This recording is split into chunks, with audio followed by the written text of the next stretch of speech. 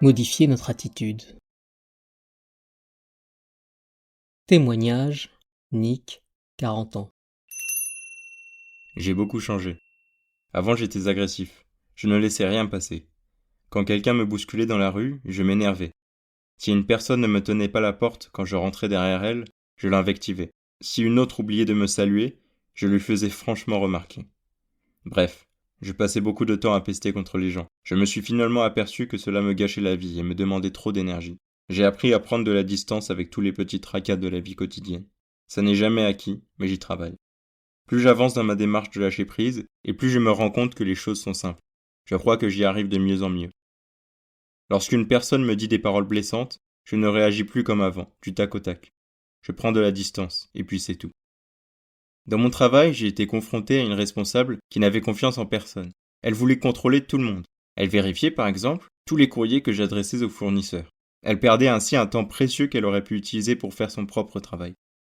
Je ne me suis pas mis en colère. Je l'ai même observé avec amusement. Que d'énergie gaspillée. Je me rendais bien compte qu'elle agissait ainsi par peur et par ignorance. C'était son premier poste à responsabilité. Au bout de quelques jours, je lui ai dit « Madeleine, avez-vous trouvé des erreurs dans ce que j'ai fait ?» Elle m'a dit « Non, pas du tout. Je vous l'ai dit d'ailleurs. » Bien sûr, je travaille ici depuis 4 ans. Je sais ce que j'ai à faire.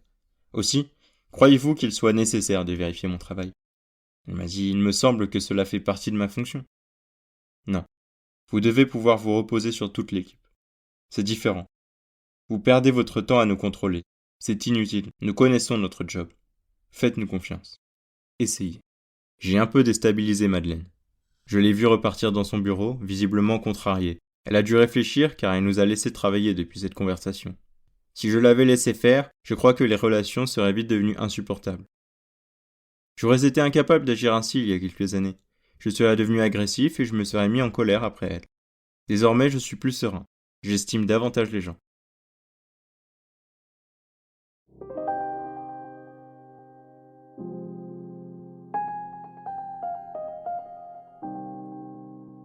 Utilisons l'humour. La pratique de la dérision et de l'humour est très utile en cas de situation difficile.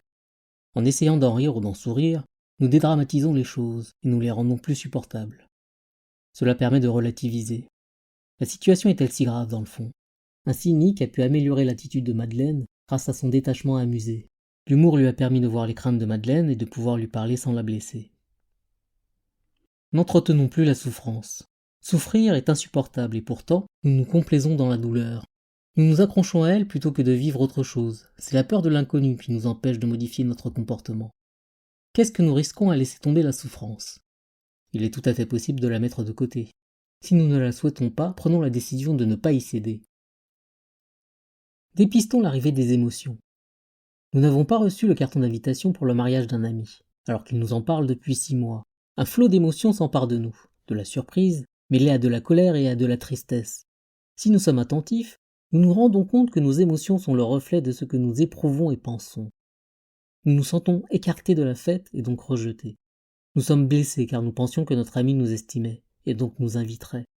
Si nous cédons à nos émotions, nous allons passer la journée à ruminer et à nous effondrer de plus en plus. Par contre, si nous prenons de la distance et considérons les opinions à l'origine de notre ressenti, il nous est alors possible d'y remédier. Or, toutes nos émotions sont le résultat de notre incompréhension.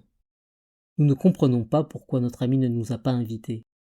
Appelons-le pour vérifier s'il ne s'agit pas d'un oubli. Il est fort possible qu'il nous dise qu'il a envoyé des invitations uniquement aux relations un peu éloignées. Mais comme nous faisons partie des proches, il pensait que de nous l'avoir annoncé de vive voix suffisait. Nous ne pouvons pas tout changer. Nous ne possédons pas les super-pouvoirs qui nous permettraient de transformer tout ce que nous n'apprécions pas. Nous ne pouvons pas tout contrôler, il faut l'admettre et l'accepter. Nous avons tous envie de tout maîtriser. Soyons confiants pour renoncer à cette volonté de pouvoir. La confiance s'apprend et se construit. Il faut l'expérimenter pour se rendre compte qu'elle libère et ouvre des portes. Nous ne risquons rien à l'utiliser, bien au contraire. Nous ne sommes pas parfaits. Nous vivons dans une société où la compétitivité s'exerce dès le plus jeune âge. À l'école, nous luttons pour obtenir de bons résultats. Ensuite, c'est la course au diplôme, puis la confrontation au monde du travail, où là encore, nous devons prouver que nous sommes performants. Lorsque nous cherchons un logement, nous devons présenter le meilleur dossier pour être sélectionnés, etc.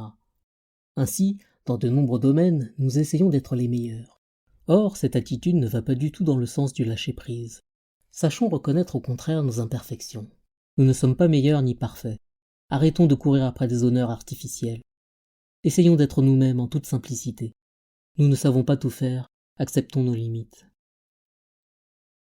Sachons nous adapter. Lorsqu'un problème inattendu survient, pas de panique. Sachons prendre le recul nécessaire pour être en mesure de le résoudre. Lorsqu'un événement arrive, c'est que nous sommes capables de le surmonter. Les situations nouvelles nous permettent d'évoluer. Par exemple, un collègue doit faire une présentation demain, et nous apprenons qu'il est souffrant. Notre employeur nous demande de le remplacer. Nous n'avons jamais fait ce genre d'exercice. Au lieu de stresser, considérons que c'est l'occasion de nous lancer. Essayons d'y trouver du plaisir. Cela nous permettra de garder une attitude positive. Sachons nous adapter. Lorsqu'un problème inattendu survient, pas de panique. Sachons prendre le recul nécessaire pour être en mesure de le résoudre. Lorsqu'un événement arrive, nous sommes capables de le surmonter. Les situations nouvelles nous permettent d'évoluer. Par exemple, un collègue doit faire une présentation demain et nous apprenons qu'il est souffrant. Notre employeur nous demande de le remplacer. Nous n'avons jamais fait ce genre d'exercice. Au lieu de stresser, considérons que c'est l'occasion de nous lancer. Essayons d'y trouver du plaisir. Cela nous permettra de garder une attitude positive.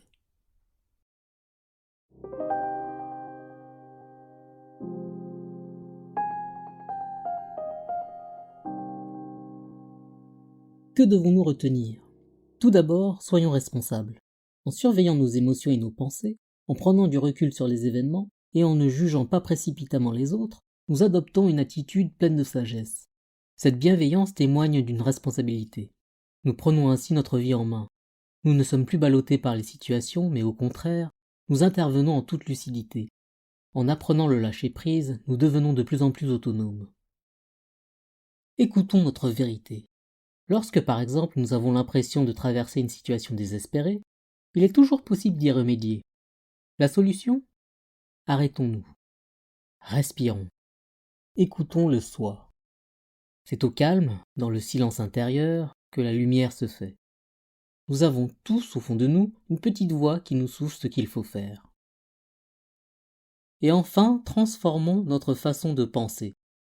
Ne restons pas attachés à nos préoccupations quotidiennes. Élargissons notre horizon. Empruntons les chemins où nous ne sommes jamais allés. Faisons-nous confiance et osons vivre la vie qui nous correspond.